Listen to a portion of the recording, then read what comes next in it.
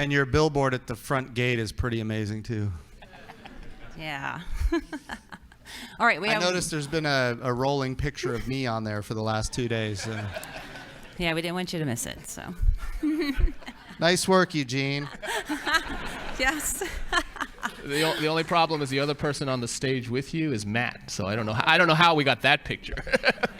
Yeah, that's right. All right. We'll take one more from the audience here, and then we'll call it a wrap. So, who's got a question? Danielle's on it over here, stage left. You say your name and who you're with? Yeah. Hi, I'm Wilbert Ruperto. I am a fall intern here at the aeromechanics branch. I'm from Puerto Rico, and I'm an astronaut, as you see with my jacket. And of course, I see myself in the Artemis mission. I feel identified. But as a Latino, I don't feel like my community, Puerto Ricans, Mexicans, people that want to work at NASA or are working at NASA, feel as invested in this endeavor as they should be. And I'm asking you, Mr. Bridenstine, what is your plan for engaging with my community, with my island, Puerto Rico, and other people from Latinos to motivate people to support this? I'm pretty sure that if you get the public approval from these communities, we are going to get approval from Congress people that come from these countries. So I would like you to, and I can help you, I'm willing to do that, to engage with my communities and get the funding and the approval to get Artemis and boots on the ground by 2024. Yeah, no, I want your help. Thank you. Can you say your name again? Wilbert Ruperto. Wilbert Ruperto. Fantastic. The answer is Puerto Rico has actually been very significant when it comes to NASA in general historically. We've had scientists, we've had engineers, we've had astronauts, in fact, from Puerto Rico. One, you're saying, okay, one. You'll be number two. No, that's good. There's a member of Congress, Jose Serrano. He is the chairman of the House Science Justice, Commerce Justice Science Appropriations Committee in the House of Representatives. Jose Serrano is Puerto Rican, but he is also a member of Congress that represents the state of New York. He is the chairman of the committee that funds NASA. He is critical to what we do as an agency, and he's a friend of mine from the House. In fact, in the gym, his locker was right next to mine, and every time I see him, he's like, Jim, you got to go clean out your locker, because I still haven't since I came to NASA.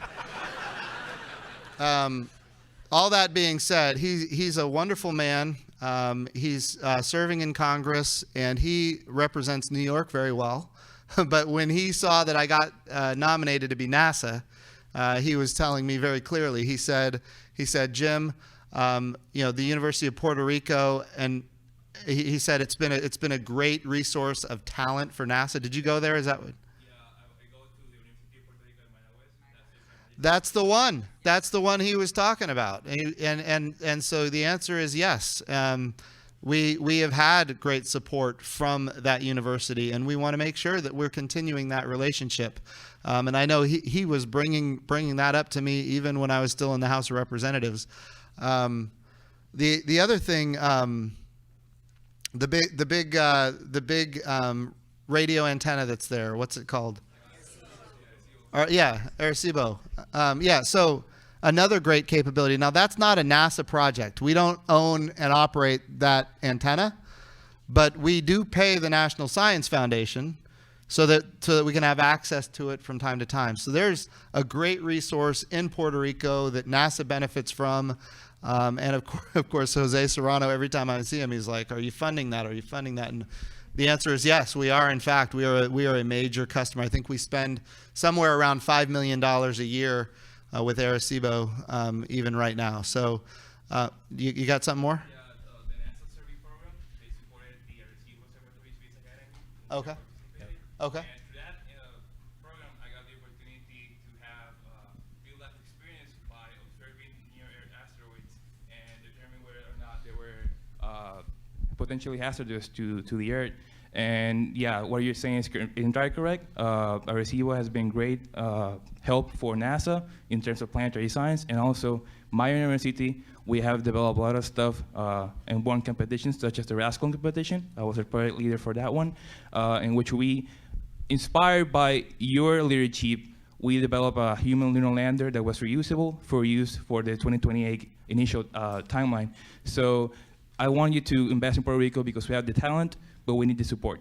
Okay. Well, hey, we'll look at what we can do, and I want to be helpful.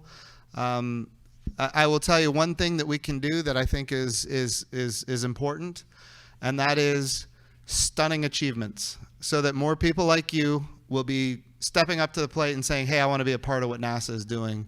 And that's not just Puerto Rico, but all around the world, so that my 11-year-old daughter can see herself in the same positions that you see yourself in. I love the fact that you're here in an astronaut jacket. That's really what Artemis is all about. And I've said this over and over again. When we went to the moon back in the 1960s, which by the way was magnificent, and we love Apollo. I don't want to take anything away from Apollo, but when we went to the moon in the 1960s, all of our astronauts came from fighter pilot and test pilot backgrounds, and there were no opportunities for women or others that were underrepresented at the time. And now we have a diverse, highly qualified astronaut corps that includes women and minorities, and that's why we call it Artemis. It's why I made the decision, literally during a press conference. I decided we're going to call this thing Artemis, and I announced it during the press conference. Kind of blindsided people. I apologize for that. But we did it intentionally. It is not by accident. It's called Artemis. Apollo in Greek mythology had a twin sister. She was the goddess of the moon.